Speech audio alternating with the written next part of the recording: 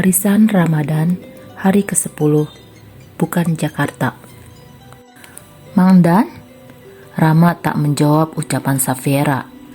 Tapi wanita yang ada di depan tentu saja mendengar suara di dalam. Karena rumah Rama tidaklah besar.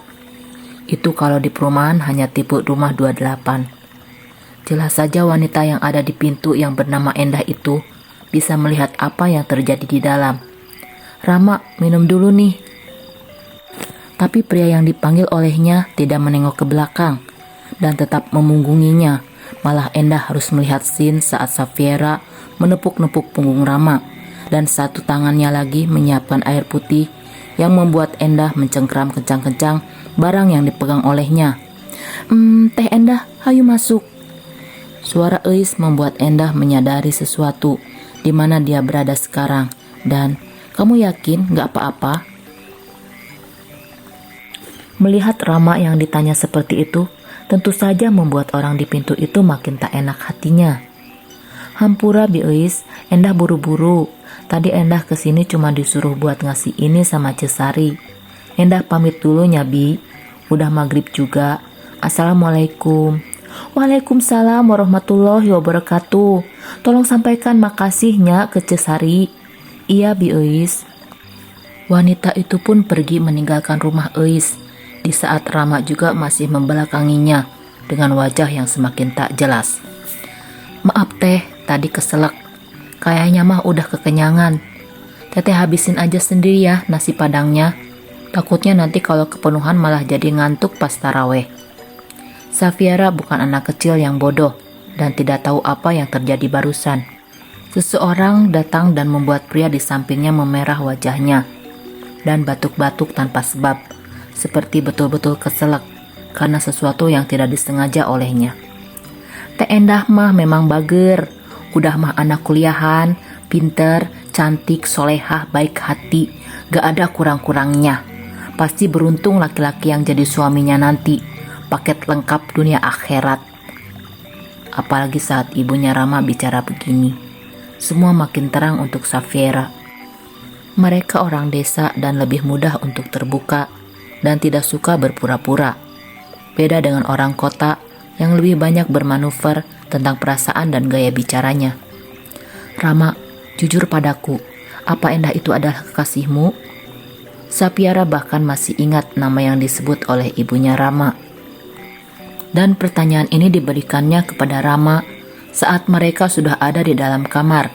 Dan Rama seperti biasa ingin mengambil pakaian ganti untuk berangkat ke masjid. Bersiap untuk sholat taraweh. Oh bukan teh, anak kuliahan seperti itu apalagi dia adalah adik iparnya Pak Lurah. Mana sepadan sama saya yang cuman kuli bangunan. Jawabannya sih datar dari Rama. Tapi Safiera adalah seseorang yang lebih berpengalaman soal ini. Dia adalah seorang pemimpin perusahaan dan sering melihat sikap para bawahannya, rekan bisnisnya. Dan Safiera merupakan seseorang yang sudah dilatih untuk memahami bagaimana menghadapi sikap manusia. Oke, kesimpulan yang aku buat, dia ini belum menjadi kekasihmu, tapi kamu menginginkannya menjadi kekasihmu, dan dia juga menyukaimu. Apa karena itu kamu ingin bekerja di Jakarta dan kuliah? Tak ada kata keluar dari bibir Rama. Dia hanya memperhatikan wajah Safiera. Tak salah kan tebakanku? Lagi sebuah senyum terurai di bibir Safiera. Tapi perjanjian tetap perjanjian ya Rama. Aku minta maaf padamu. Dan mungkin kamu harus menjelaskan padanya nanti setahun lagi apa yang terjadi semuanya. Yang pasti sekarang aku tidak ingin sampai ada orang-orang Dedi yang mendengar apa yang kamu katakan padanya. Karena mereka pasti mengikutimu dan mereka pasti menguping setiap pembicaraanmu dengan orang lain. Rama paham karena itu dia pun mengangguk pelan. Saya memang tidak ada hubungan apapun sama Teh Endah teh. Dan saya masih cukup tahu diri siapa saya dan siapa Teh Endah. Jadi ibaratnya mah saya di bumi, Teh Endah itu di langit. Yang tinggi yang gak mungkin bisa digapai. Lagi-lagi senyum yang tulus itu pun terurai di bibir Rama. Ya udah sana Gih, pergi taraweh. Safiera sebenarnya tidak mau ikut. Rama, tapi boleh tidak kalau aku ikut denganmu? Oh boleh teh, Rama tidak menolak. Justru dia terlihat senang kalau Safiera mau berangkat sholat dengannya ke langgar. "Ambu, nanti duduknya di samping Teh Eranya, karunya mun sorangan." Eis sebetulnya tidak suka mendengar ini. Bahkan dia tidak pernah berharap kalau Safiera akan ikut dengannya ke langgar. Tapi karena putranya sudah bicara begitu, walaupun bersungut, Eis tetap mengangguk. Dan tentu saja keberadaan istri Rama itu membuat sedikit gaduh di saf wanita. Safiera cukup pintar untuk mengikat semua bacaan sholatnya, dan memang dia juga sudah mempelajari kemarin.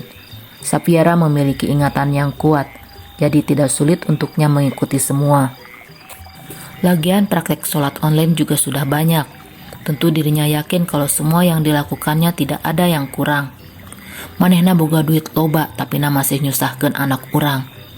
Eis yang melihat Safiera memasukkan uang 100 ribuan ke dalam kotak amal keliling sempat menggerutu begini dalam hatinya. Warga desa di sana paling juga memberikan uang di bawah 10 ribu untuk isinya. Kebanyakan 2 ribuan. Makanya nilai itu pun membuat orang di kanan kiri Safiera menengoknya.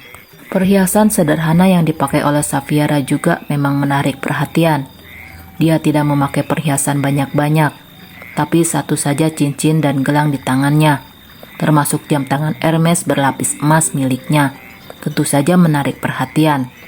Sayangnya warga desa di sana tak tahu kalau tas Hermes yang dipakai oleh Safiera sebagai tas mukenanya itu harganya sudah di atas 1 miliar.